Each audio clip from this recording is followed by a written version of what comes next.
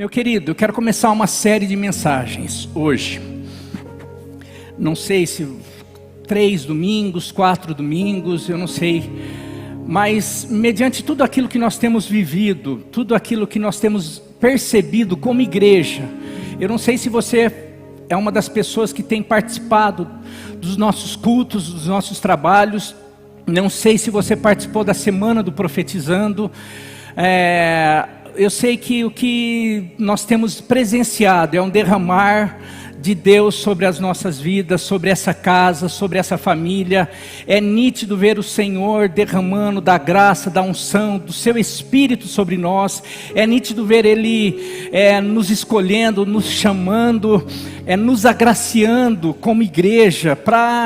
Agora, para quê? Será que quando Ele começa a manifestar ou derramar algo sobre nós, será que é só para a gente ficar assim, extasiado com a sua presença, com a sua glória, e de repente ficar assim, uau, que culto, que maravilha, eu senti a presença de Deus, ou eu fui batizado pelo Espírito, que palavra maravilhosa. Para que Ele faz isso? Para que Ele visita o povo dele? Qual é o objetivo?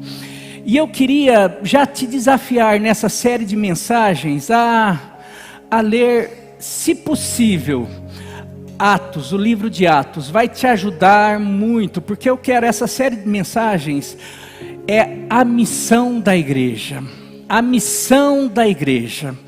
Qual é a missão da igreja? Para que Jesus instituiu a igreja? Será que é para nós realmente ficarmos nos reunindo aqui a cada domingo, a cada quinta, ou a cada semana do Profetizando, ou de repente fazendo alguns eventos, chamando pessoas de fora, participando de cultos e mais cultos, e nos deliciando com aquilo que Deus está fazendo no nosso meio? Qual é o objetivo? E eu quero dizer que durante esses dias eu quero trabalhar propósito. Qual é o propósito disso? Quais as estratégias da missão? Quais as barreiras, as dificuldades, mas também quais os frutos e as recompensas? Eu confesso que quando Deus trouxe esse tema e começou a ministrar assim, você vai fazer uma série de mensagens, porque eu confesso que eu estava preparando uma mensagem. Dessa mensagem já se tornaram 2 mensagens. Para você ter uma noção, não vai ser nenhuma dessas 2 que eu vou pregar. Porque eu quero vou dar uma introdução hoje. Mas daí eu fiquei preocupado com assim, mas e as pessoas? Tem muita gente nova. Eu vou falar sobre missão da igreja. A pessoa está chegando querendo ser trabalhada, ser transformada, e eu vou falar já de repente sobre missão. A pessoa vai falar assim, eu não quero missão, eu não quero ter missão, eu quero receber palavra, eu quero receber milagre, e Deus me deixou assim, tranquilo, sobre as recompensas durante a missão. Sabe, você que está chegando hoje, se você não conhece a Jesus, eu quero dizer que Jesus tem uma vida abundante para você. Deus tem uma vida nova, Deus tem milagres, Deus tem, realmente Ele fala lá em João 10:10, o ladrão, se referindo a Satanás, ele vem para matar, roubar e destruir, mas eu vim para dar vida a vocês, e uma vida abundante. Agora, essa vida abundante a gente encontra no processo, no trajeto da missão. Muita gente às vezes frequenta a igreja, muitas vezes pessoas vão nesse culto, participam desse culto, no outro culto, e vão de igreja em igreja, de religião em religião, procurando uma vida abundante, ou procurando algo que Deus possa fazer para eles, mas eles não conseguem encontrar, porque na verdade essas são as demais coisas que Deus tem para cada um de nós: uma família, uma vida feliz, uma saúde plena, corpo, alma, espírito. E isso a gente vai recebendo na medida que nós vamos caminhando com Cristo, com Jesus. E a caminhada com Jesus tem a ver com a missão.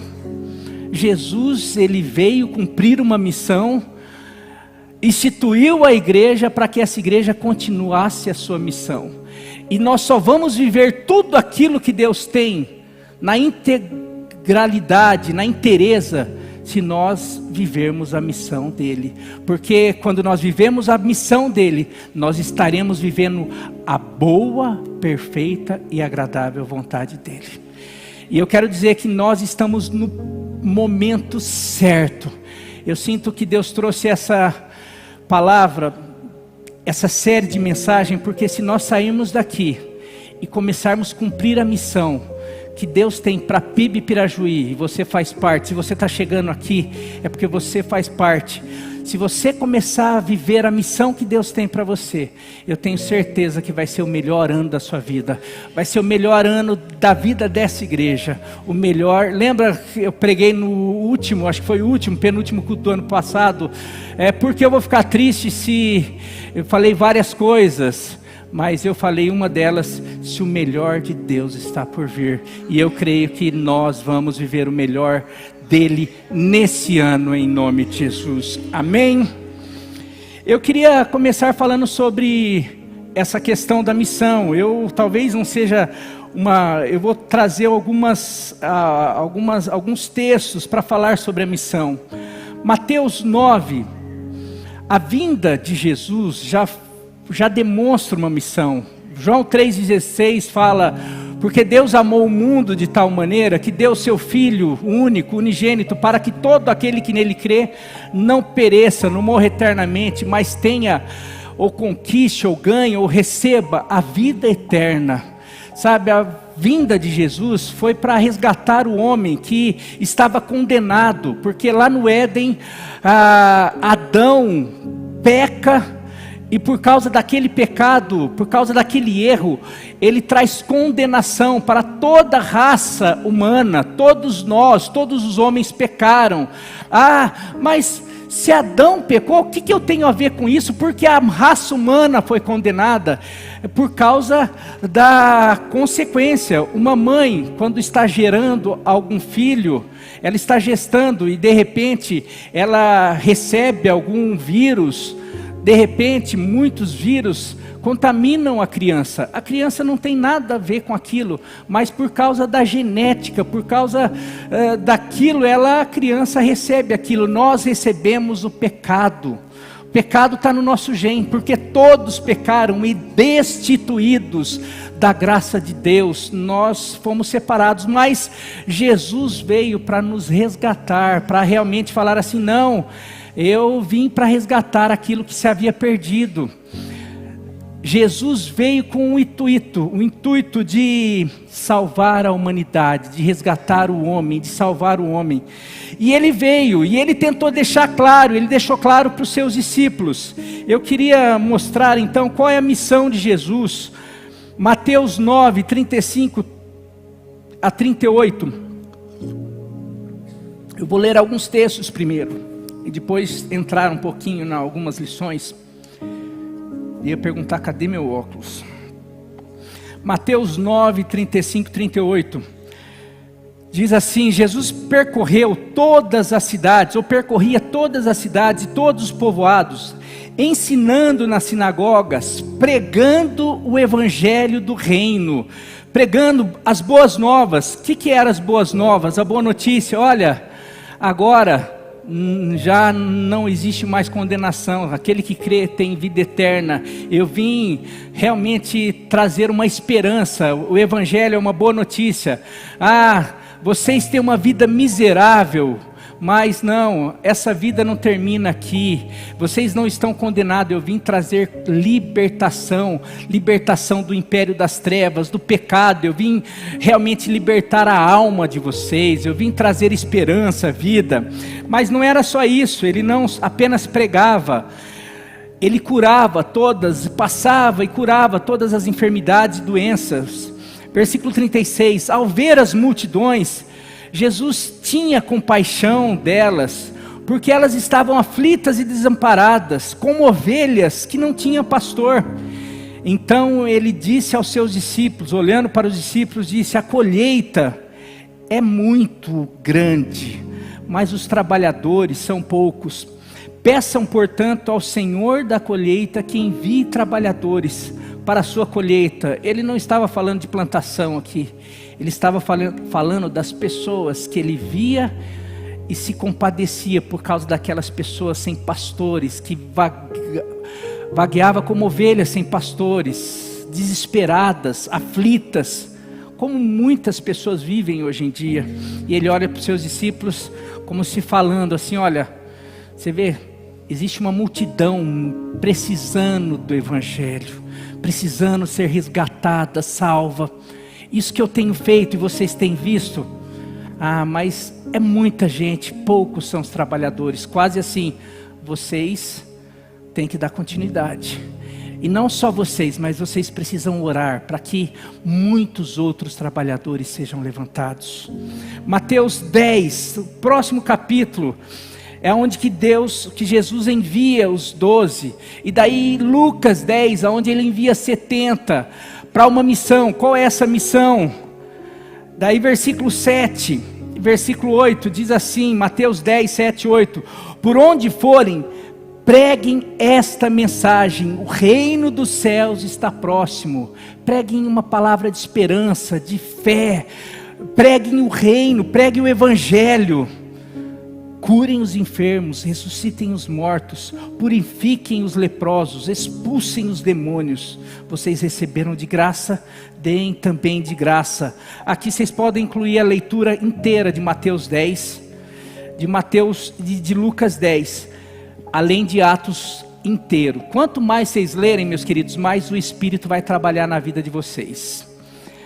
Quando Jesus estabelece a igreja em Cesareia de Filipe, conhecida como o portal do inferno. Você sabe aquele texto que você conhece, que a gente conhece? E as portas do inferno não prevalecerão contra a igreja de Cristo Jesus. Eu quero passar o contexto dela para você, e depois você já pode, se quiser abrir Mateus 16, de 15 a 18. Se vocês quiserem projetar, projetem na ARA, por favor. Aqui, Jesus então, meus queridos, durante 3 anos, Jesus está fazendo o quê? Ele está ensinando os discípulos o que esses discípulos precisariam fazer. Ele está ali na prática ensinando, pregando, indo de cidade em cidade, povoado em povoado, falando, pregando sobre o reino, curando, estabelecendo a vontade do Pai. Ele não apenas ensina os discípulos a orarem: venha a nós o teu reino, seja feita a tua vontade aqui na terra, mas ele, através da vida, do ministério, ele estabelecia a vontade do Pai através dos milagres, através da pregação, através do poder, da unção do Espírito Santo. Você pode no batismo de Jesus, ali, quando ele é batizado e ele é conduzido pelo deserto, vai falar, conduzido no poder do Espírito Santo. Quando ele volta, sempre no poder do Espírito Santo, ele era conduzido, dirigido, cheio do Espírito Santo. Tudo que ele fazia era no poder, na unção, na direção do Espírito Santo. E os discípulos conviveram durante 3 anos, ele fazendo, ele realizando, e ele mandava, colocava: agora vão vocês, vai lá, faça. Mas por que a gente não conseguiu? Porque falta fé, porque vocês precisam jejuar, vocês precisam orar mais. Jesus estava treinando aqueles discípulos para algo extraordinário, que seria o surgimento da igreja. A igreja é a continuidade de Jesus hoje. Jesus hoje não está aqui, ele esteve durante 3 anos em carne e osso, o próprio Deus encarnado. Hoje, aonde que Jesus está encarnado? Através da igreja. Você quer ver aonde que nós podemos ver Jesus? Olha aí para o seu irmão do lado.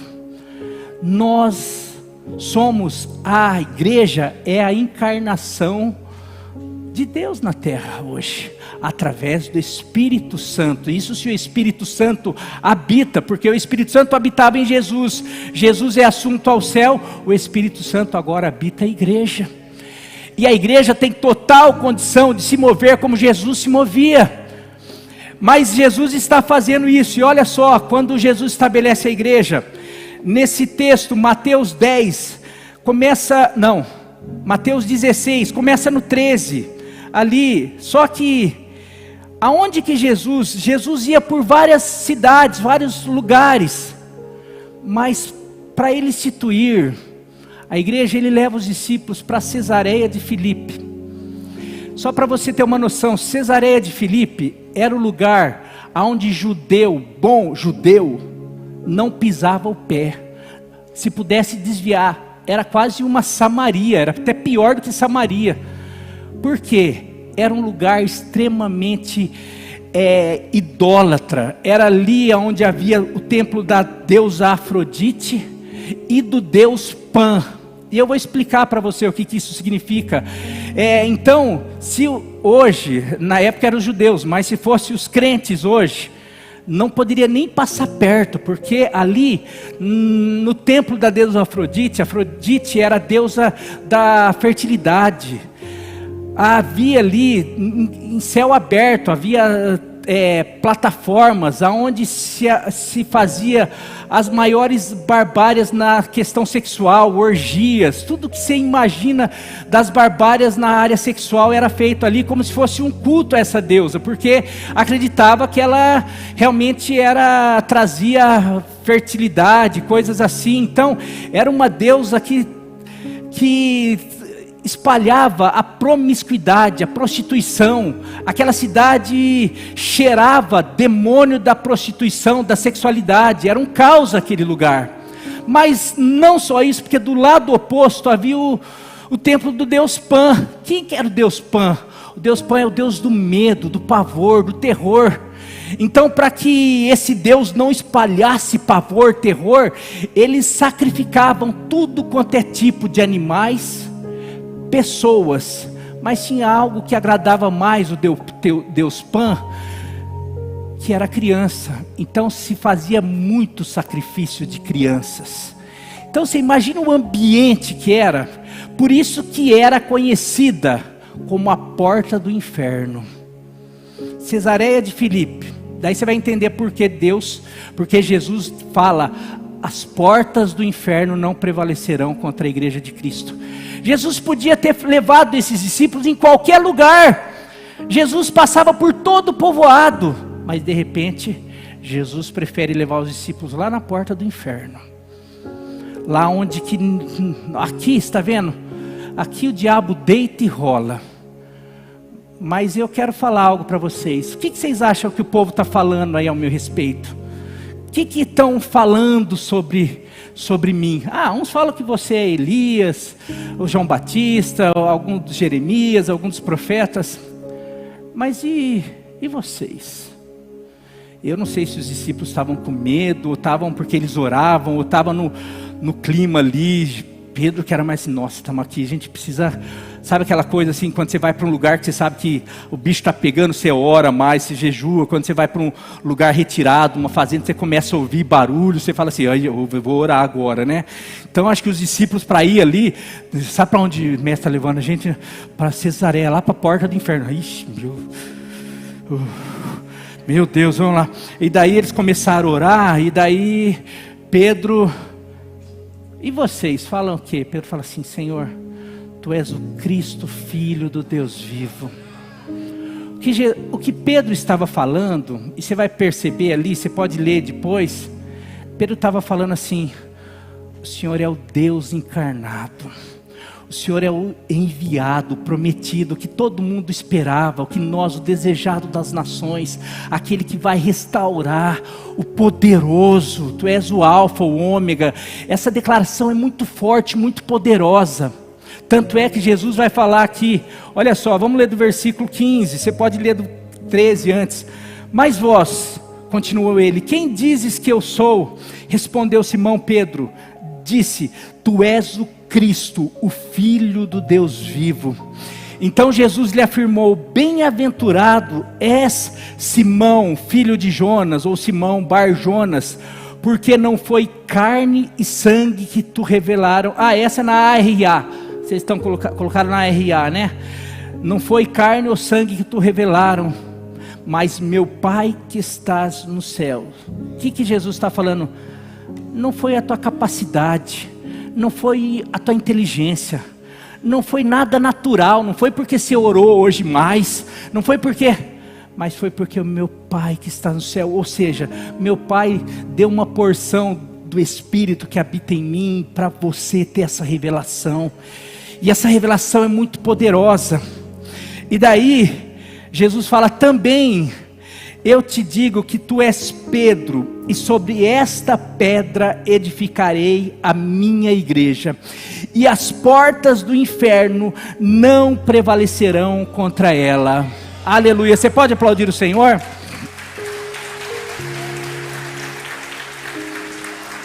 Aqui é a primeira vez que Jesus fala sobre igreja, eclesia. Aqui Jesus está estabelecendo, e aqui tem um equívoco. Se você vem da cultura católica, se você já foi católico, e a igreja católica se vale desse versículo, e depois de muito tempo, depois de vários séculos, que já estava a igreja católica romana, que pegou isso daqui e começou a falar que a igreja, Jesus estava falando sobre esta pedra, tinha a ver com Pedro. E se você for para o original, aqui o que Jesus está falando, e seria muito estranho que uma igreja fosse construída, se Jesus está falando assim, não foi você que teve essa revelação, Pedro, isso daí não é possível a carne e sangue, a homem. Daí Jesus ia voltar, mas sobre o homem eu vou construir a minha igreja.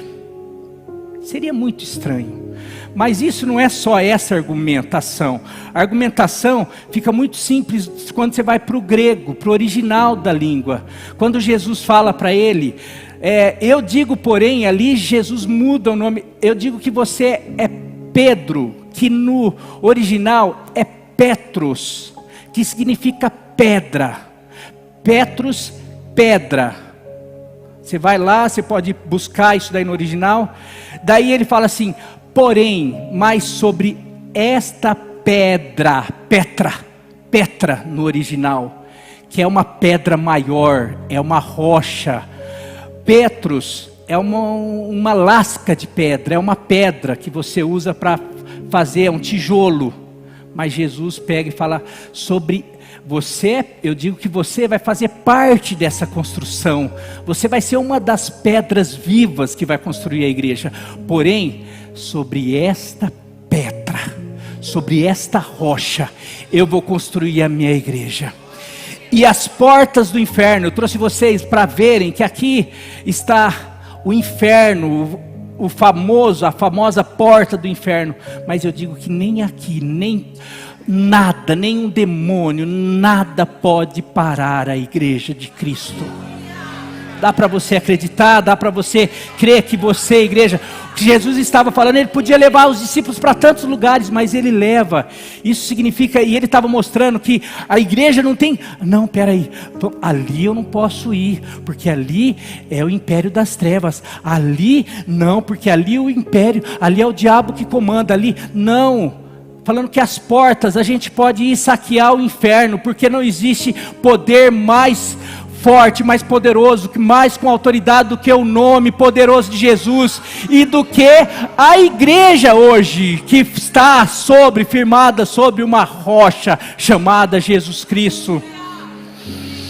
Meu querido, daí você pode falar assim, pastor, eu não vou entrar, porque dá para a gente fazer um estudo só sobre isso daqui, mas só para você ficar, Pedro, sabendo que talvez as pessoas poderiam confundir e achar que ele é a rocha, ele é seria sobre ele que seria construída a igreja. Tem Efésios, tem vários lugares falando que Jesus é a pedra angular, é a pedra de esquina, que ele é a rocha. Quando fala, ele mesmo fala, todo aquele que ouvir essas minhas palavras, eu vou comparar como um homem construiu a sua casa sobre a rocha. Eu vou comparar sobre um homem que construiu a sua casa sobre Pedro. Não combina. Mas vai lá para 1 Pedro 2, 5, 8. Quem escreveu essa carta? 1 Pedro 2, 5 a 8. Quem escreveu a carta de Pedro? Pedro. E ele faz questão, para não deixar dúvida. O que ele escreve? Vocês também. Olha esse também. Agora pode colocar na NVI. Volta para a NVI. Vocês também.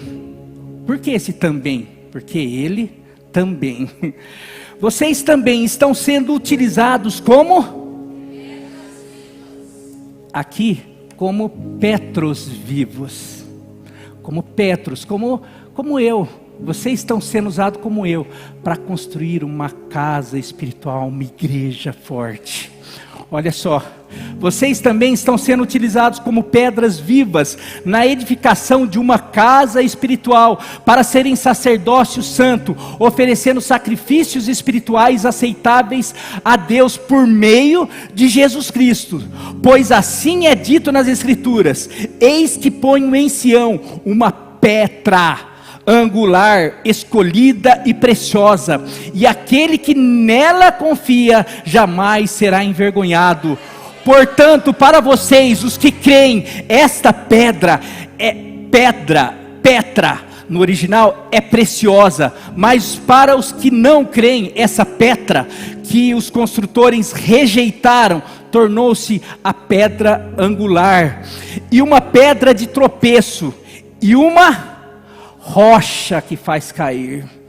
Aqui você pode, vem cá, se Pedro tivesse não entendido que quem era a rocha, quem era a pedra, e que ele é uma pedra, juntamente com outras pedras, que vai ser, então eu e você somos pedra, que estamos construindo, assim, os construtores aqui, quando vão construir uma casa, mas antes precisa construir, antes de colocar nos tijolos, constrói uma edificação, uma pedra que era chamada angular, não sei se hoje ainda continua, mas é construída sobre um lugar mais forte. Então eu sou pedra, você é pedra, Pedro é pedra, mas todos nós, os que confiamos na pedra, nos tornamos uma igreja, na qual as portas do inferno jamais vão prevalecer. Meus queridos, falando isso, eu queria começar tirando algumas lições. Eu poderia falar tantos outros textos, mas eu queria dizer o privilégio que nós temos de ser igreja. Jesus, vou ler mais 2 textos só.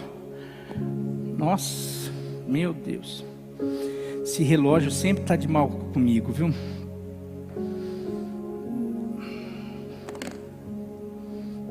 Espera aí, esses textos eu nem coloquei, mas eu acho importante.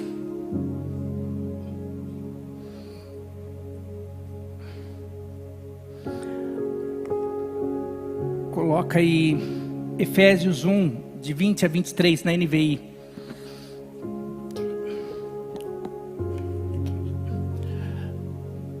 Deus exerceu esse poder em Cristo, ressuscitando dentre os mortos e assentando-se à sua direita nas regiões celestiais, muito acima de todo governo e autoridade, poder e domínio, e de todo nome que se possa invocar, não apenas nessa era, mas também na que há de vir. Deus colocou todas as coisas debaixo dos pés dele, debaixo dos pés de Cristo, da rocha, e designou o cabeça de todas as coisas para a igreja. Se Jesus é o cabeça, está acima de todo domínio, todo poder, todo principado, todo nome que se possa nomear, Deus deu isso daí, e o designou cabeça da igreja.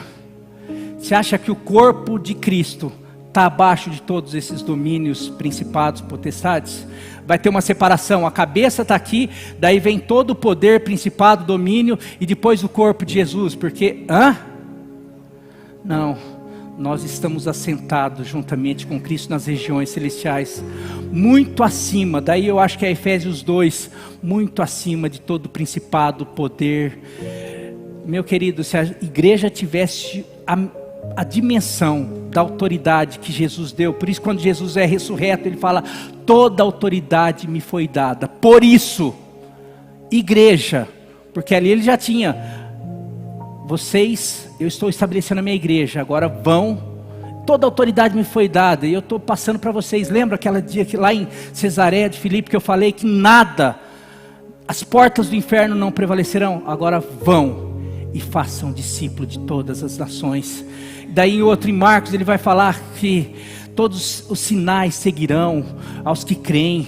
Se beberem algum veneno, eles vão ter autoridade para pisar serpentes, escorpiões. Vão falar tantas coisas. Mas eu queria falar o seguinte, que depois de 3 anos de convivência com Jesus, depois da igreja ser estabelecida, depois de tantos milagres, depois de tanta ousadia, depois de tanta experiência, quando Jesus morre, antes de Jesus aparecer para eles, parece que a igreja deu uma desanimada. Profetizando, não, foi o Hugo que falou sobre os discípulos de Emaús, e eu queria pegar esse trechinho para falar alguma coisa. Nós estamos vivendo, como eu falei, nós vimos algumas coisas, temos visto Deus agir aqui no nosso meio. Nós já temos visto coisas, talvez, nos últimos dias, nos últimos meses, nós temos visto Deus agir de uma maneira um pouco mais, parece que palpável. Eu tenho recebido testemunho, eu tenho vivido coisas de falar, no outro dia acontecer, coisas que eu sei que Deus faz, mas parece que estava muito distante ainda. A gente tem presenciado curas extraordinárias, a gente já tem visto, mas são gotas do que Deus quer fazer no nosso meio e através de nós. Mas Ele está demonstrando, e para mim não é por acaso a gente ter uma reunião, uma semana inteira, de segunda a sexta, de segunda a sábado, com participação de 260 pessoas, uma média. De segunda, a pessoa vai trabalhar cansada, não, mas estava aqui. De segunda, eu lembro profetizando no ano passado, nós contamos e ficamos muito felizes, porque a gente tinha uma média de participação de 150 pessoas, 140, 150, nossa, eu lembro que a gente, uau, que bênção. Não, o ano passado, esse ano 250, quase o dobro, 260, e daí a gente vem domingo tinha mais de 400 pessoas aqui, não, 450 pessoas aqui domingo passado.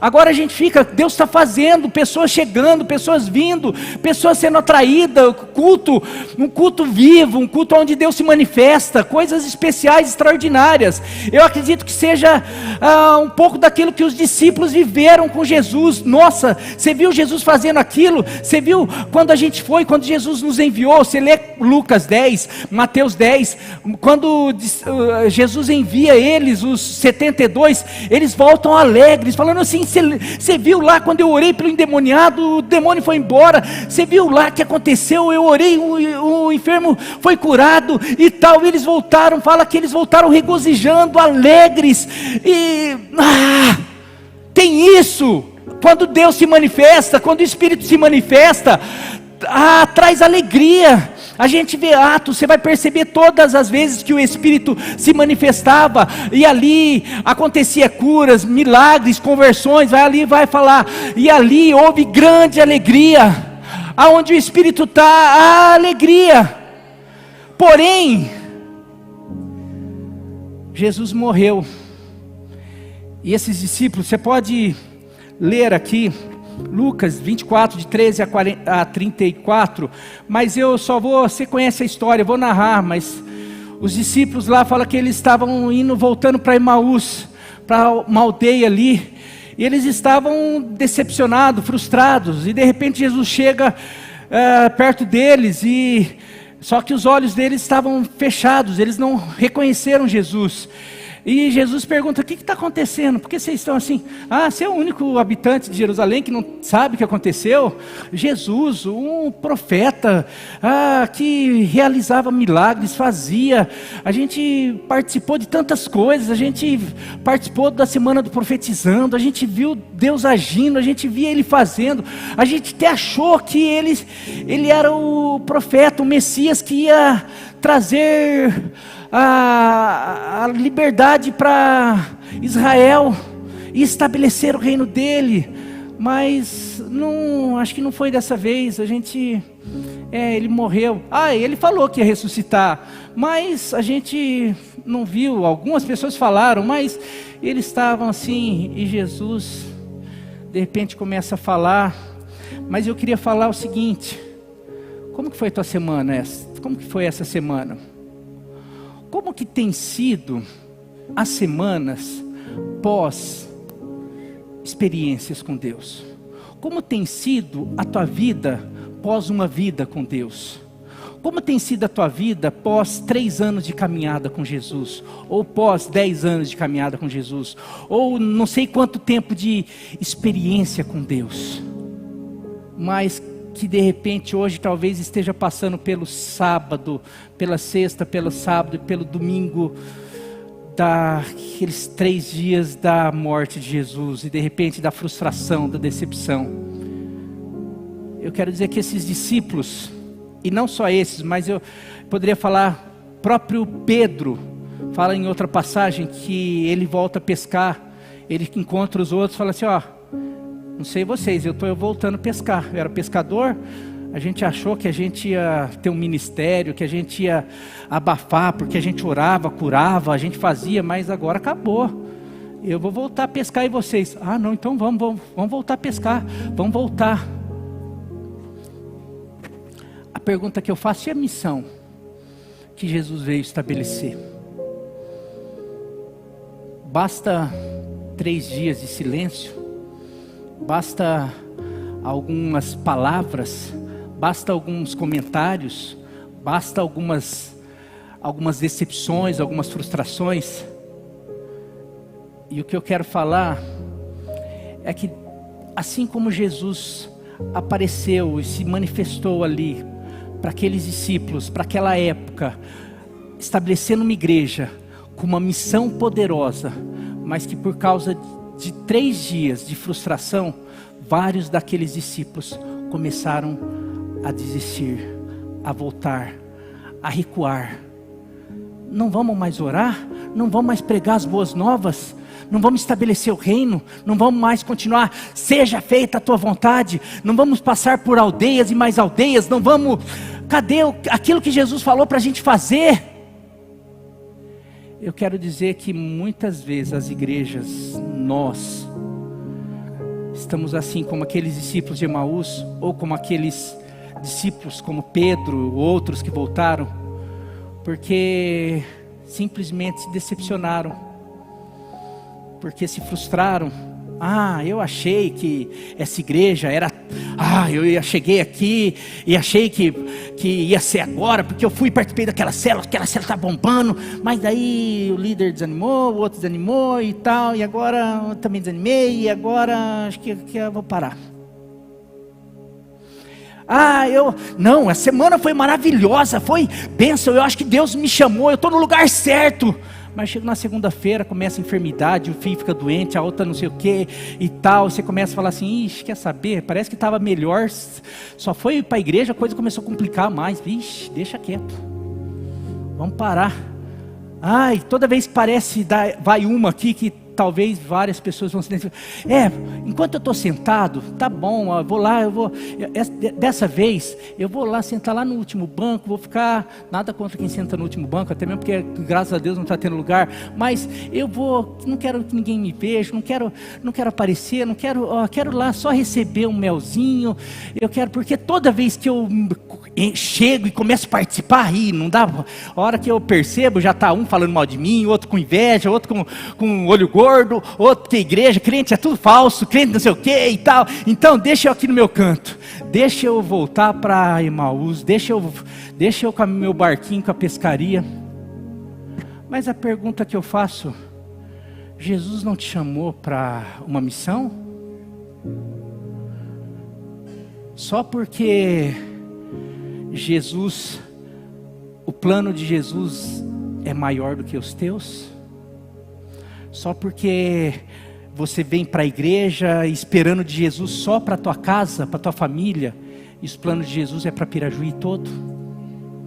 E você fica assim, ainda não, meu filho está lá, ainda Jesus não fez nada. Espera aí, os planos de Jesus são maiores. Teu filho faz parte, mas não foque só nisso, porque talvez você vai se frustrar. Talvez se você, toda vez, meus queridos, que nós naturalizamos, ou pensamos só no natural, daquilo que Deus quer fazer em nós, através de nós, a gente diminui a missão de Deus. E a gente não entende. E pior, a gente se frustra. Achei que Ele fosse trazer paz para Israel. Achei que Ele fosse melhorar minha vida aqui. Achei que Ele fosse fazer algo para o meu casamento. Achei que Ele fosse fazer algo para a minha vida financeira. Achei que Ele fosse fazer algo para mim. Achei que... E daí agora? Que festa é fazer isso? E a missão?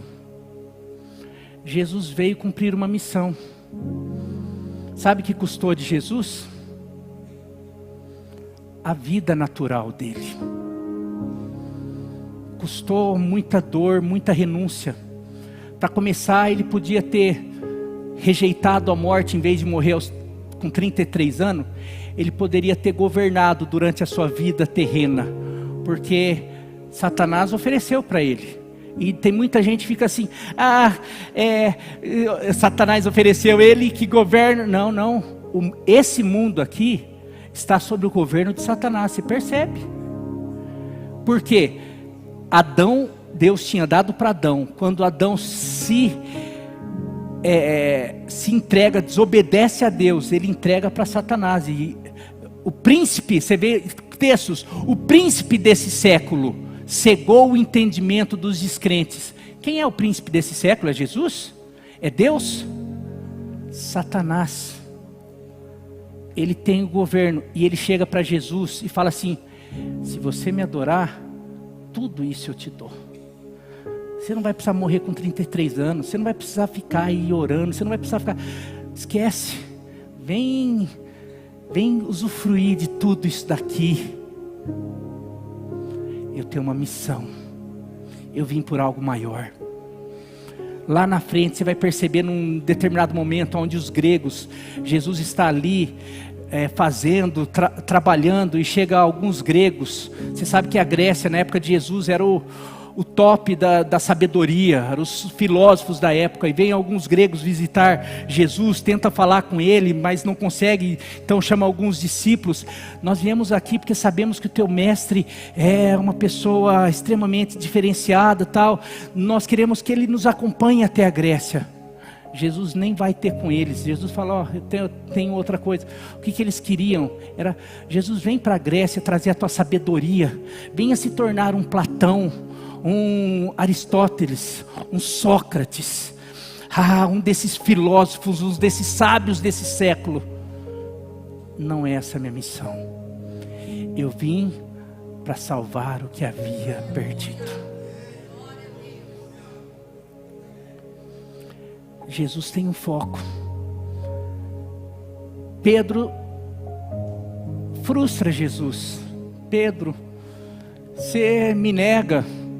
Judas trai. Os discípulos, no momento de tristeza, de dor, quando Jesus vai para o Getsemane e traz os seus melhores amigos, Pedro, Tiago, João, vem cá, eu estou com profunda tristeza, eu estou angustiado, porque a minha hora está chegando. Orem comigo, orem por mim. Fiquem aqui, porque eu preciso ter uma sócia com meu pai. Mas fiquem aqui intercedendo. Pai, eu não estou aguentando, se for possível, passe de mim esse cálice, eu estou sofrendo com angústia, está difícil, minha carne está sentindo, minha alma está sentindo. Deixa eu ali ver se ele... Pedro, vocês não estão orando por mim, não estão me ajudando em intercessão? Estou cansado, Jesus. Se fosse você... frustrei, decepcionei. Não vou mais naquela igreja, aquele líder nem para orar comigo, no momento que eu mais precisei. Jesus vai, volta. E olha só, a preocupação com Jesus. Jesus depois 3 vezes fala: meus queridos, vocês não sabem o que está por vir. O espírito está pronto, mas a carne é fraca.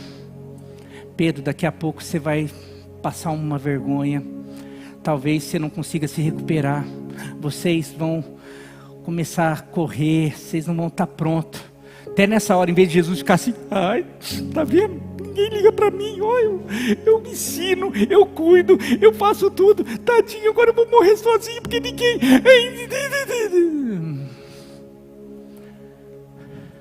Jesus tinha uma missão. Jesus tinha um foco. E você vê que é tão forte essa questão da missão. Eu vou passar... Ixi, está acabando a bateria aqui. Jesus tinha um foco tão grande, que assim que ele ressuscita, ele sabia que os discípulos estavam todos, e ele vai atrás desses 2, mas ele se apresenta a Maria. Quando ele se apresenta a Maria, os discípulos, uns não acreditam, ele fala assim: vai lá, avisa os discípulos e avisa Pedro. Ele sabia que Pedro precisava. Gente, fala, eu ressuscitei, não vamos voltar, não vamos duvidar não. Ele chega, e o que ele faz para as pessoas voltarem para a missão? Ixi, acabou a bateria aqui, não.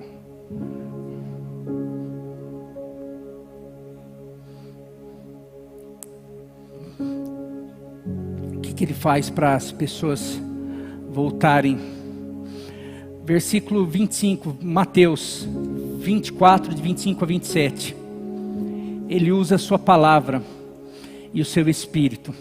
Meu querido, o que essa palavra está querendo fazer conosco aqui? Eu falei algo para a liderança e quero compartilhar com a igreja. Meu querido, se nós assumirmos a nossa missão, qual é a missão? De o que se encontra, olha, eu vou terminar com esse ponto só. Ele usa a sua palavra e seu Espírito para nos convencer da missão.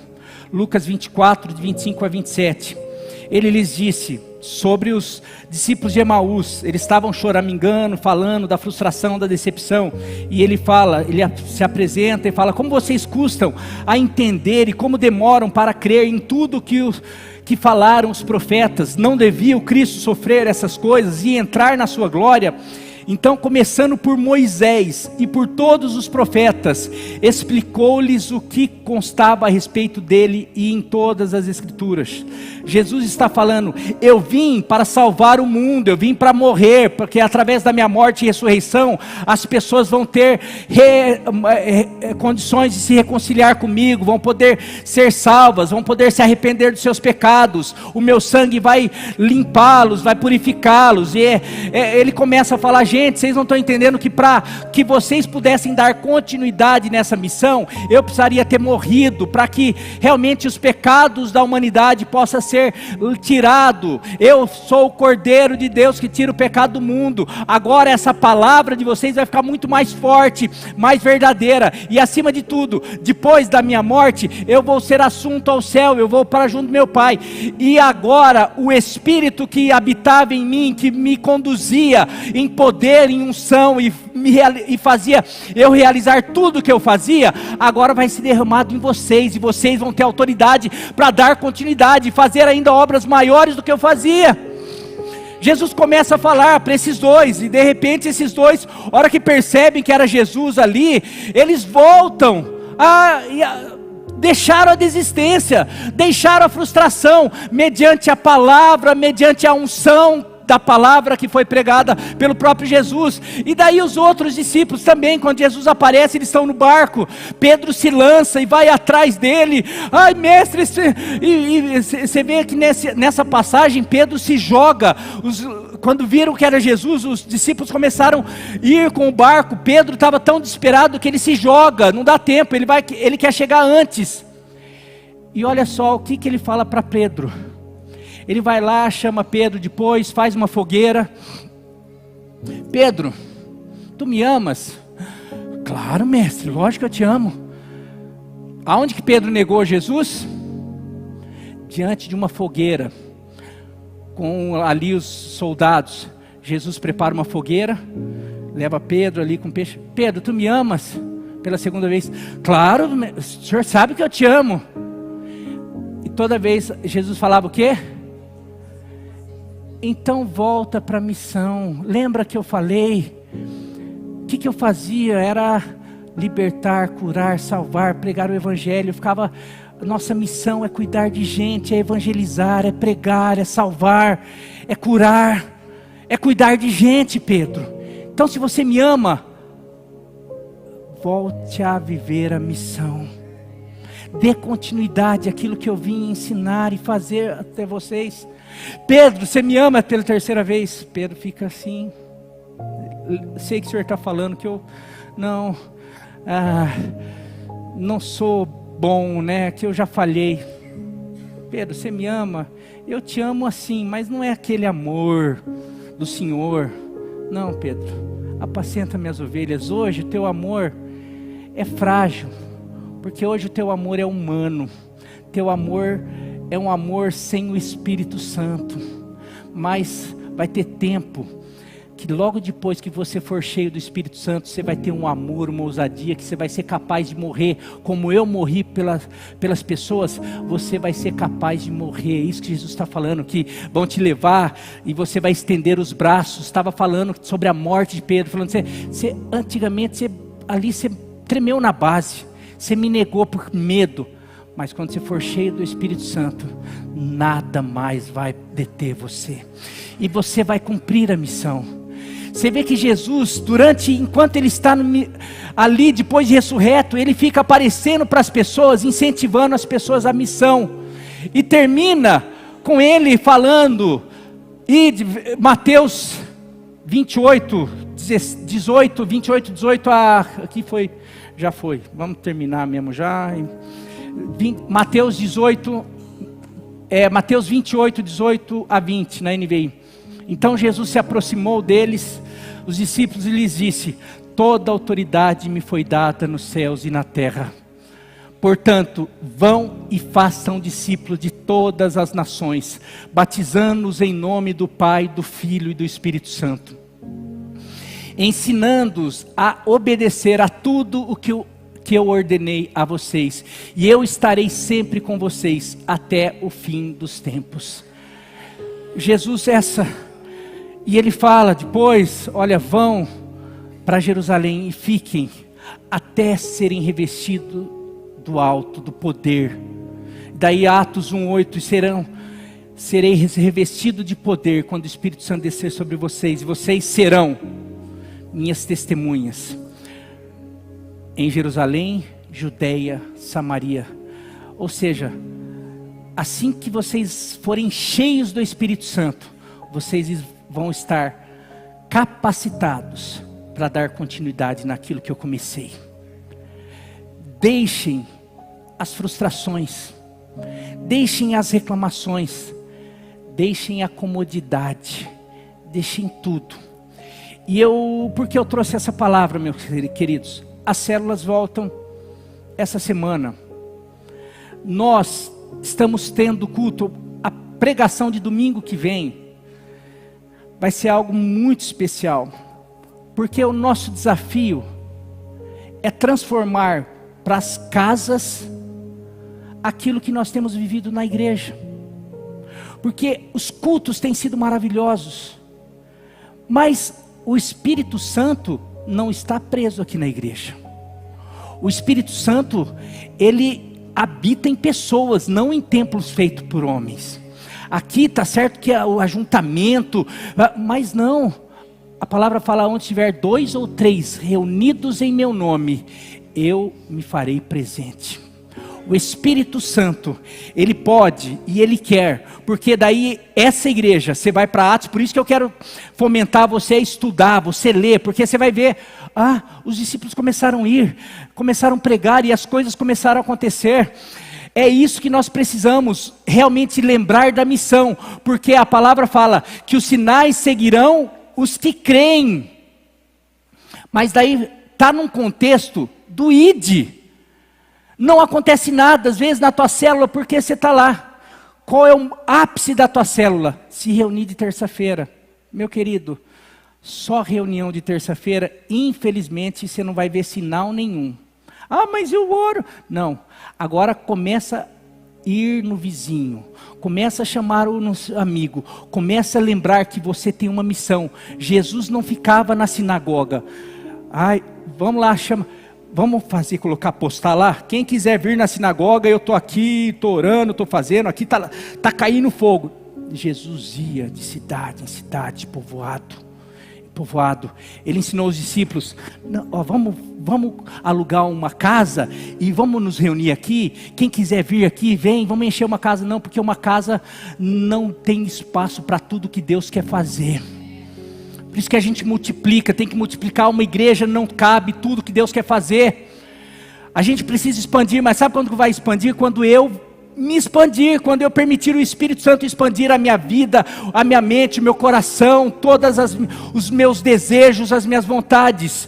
Quando eu começar a fazer isso e lembrar que eu sou a igreja, que Jesus falou que as portas do inferno não prevalecerão contra a minha vida. Então eu posso chegar, aqui nós temos testemunhos de pessoas que, pastor, eu vou visitar tal casa, e depois ora por mim, e daí vai lá, visita, o espírito maligno se manifesta, e o espírito maligno vai embora, e aquela casa, as pessoas se convertem, ou pessoas que vão, e de repente acontece um milagre, porque as pessoas estão indo. Não, a pessoa é maravilhosa. Não, a pessoa é audaciosa, a pessoa é corajosa, a pessoa crê que ela, como igreja, tem autoridade no nome de Jesus, que ela recebeu um Espírito Santo, que é o poder de Deus, o poder que habitava Jesus Cristo, quando via, fazia, realizava. Hoje habita na igreja, mas habita para quê? Para a gente ter culto e ficar, ui, que legal, ui, que culto poderoso, eu senti a presença dele. Para que você sentiu a presença dele? Para manifestar a glória, o poder dele nas portas do inferno, lá onde o caos está acontecendo. Não, Jesus leva para instituir a igreja, falar: igreja não é para ficar dentro de quatro paredes, igreja é para ir naquela casa, na outra casa, naquela vila, naquele bairro, para ir na rua, para igual os meninos estão indo aí, os adolescentes estão indo. Vocês acham por que os adolescentes estão crescendo? Eu quero dizer, sabe qual é o limite da igreja? O limite que a sua vida impõe, o limite que nós colocamos, no que? Na nossa comodidade, naquilo que nós, não vou fazer. Toda igreja que se colocar a falar assim: eu creio que eu sou um discípulo de Jesus, eu creio que eu sou a igreja de Cristo, e eu sou a igreja viva, poderosa, e a única missão que Jesus deixou para a igreja é dar continuidade ao seu ministério.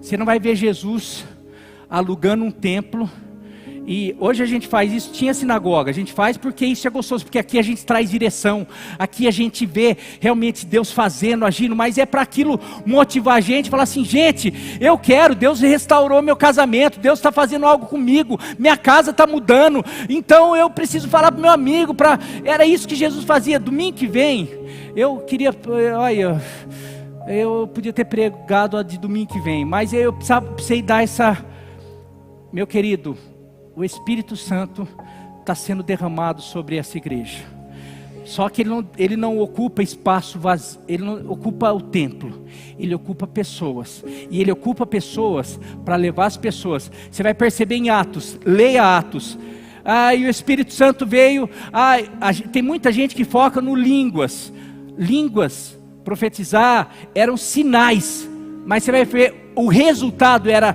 e falavam com ousadias, e saíam pregando o reino de Deus. O resultado, o sinal, é que Deus fazia, acontecia, para o incrédulo ver. Deus, ele faz, ele ajuda, assiste com os sinais, para que os incrédulos, não, Deus está aqui, Deus está curando, Deus está fazendo, Deus faz isso, mas isso é muito mais para os incrédulos do que da gente.